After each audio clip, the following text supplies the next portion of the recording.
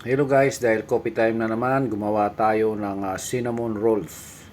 So napakasarap po niyan partner sa coffee. So ayan ang cinnamon rolls natin, ibibake lang natin yan ng 45 minutes sa 180 degrees. So ayan po, napakasarap po niyan sa coffee. Lalo na kung cappuccino, macchiato coffee, any coffee. Napakasarap partner po niyan. So ganyan dito guys, pag break time, pag coffee time, kailangan may partner lagi ang coffee. Ayan na po yung finished product natin.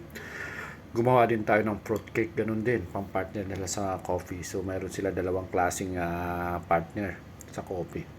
May mga option sila, pag ayaw ng cinnamon, may cakes. Pero lahat yan, hindi nila inaayawan, lahat yan nila tinitira. So ganyan dito sa barko. Sa barko po hindi kailangan magtipid, basta't may budget, basta't may supply or ingredients, lahat gagawin mo yan dito.